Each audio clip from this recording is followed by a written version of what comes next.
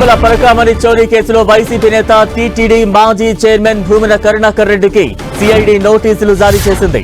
తిరుమల శ్రీవారి పరకామణి చోరీ కేసులో విచారణకు హాజరు కావాలని నోటీసులు జారీ చేసింది. ఇవాళ మధ్యాహ్నం 3:30 విచారణకు రావాలంది. భూమన స్టేట్మెంట్ రికార్డ్ చేయనుంది సిఐడి. హైకోర్టు ఆదేశాల మేరకు పరకామణి కేసు దర్యాప్తు చేపట్టిన సిఐడి బృందం డిసెంబర్ 2వ తేదీలోగా నివేదిక ఇచ్చేందుకు విచారణ చేపట్టింది.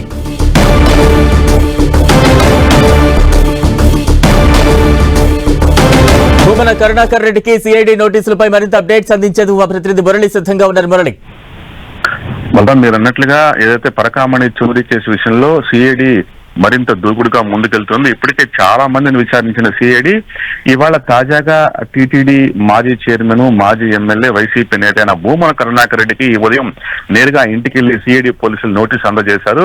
సరిగ్గా ఇవాళ మధ్యాహ్నం 3:30 తిరుపతిలో ఉన్న పద్మావతి గెస్ట్ హౌస్ లోన సిఐడి కార్యాలయానికి వచ్చి విచారణకు హాజరు కావాలంటే ఆ నోటీసులో పేర్కొనడం జరిగింది. స్వయంగా సిఐడి డీజీ ఆయన పేరితే వచ్చిన నోటీస్ కాపీని స్వయంగా సిఐడి పోలీసులు కరుణాకర్ రెడ్డికి అప్పగించారు. ప్రధానంగా పరకామణి చోరీ కేసు విషయంలో ఇప్పటికే సిఐడి మరింత దూకుడుగా ముందుకెళ్తుంది. చాలా మందిని ప్రశ్నించింది. మనకు తెలుసు ఇటీవల ఈ కేసులో ఇదివరకు ఒక పోలీస్ అధికారి అనుమాన స్థితిలో మృతి చెందడం, ఈ నేపథ్యంలో కేసు మరింత సీరియస్ గా మారింది. అయితే ఏదైతే పరకామణి చోరీ వ్యవహారం వెలుగు చూసిన నేపథ్యంలో దాన్ని రాజీ చేశారు లోక్ అదాలత్ లో. అలా లోక్ అదాలత్ లో రాజీ చేసిన సందర్భంలో స్వయంగా భూమన కరుణాకర్ రెడ్డి టీటీడీ పాలక మండలి చైర్మన్ గా ఉన్నారు.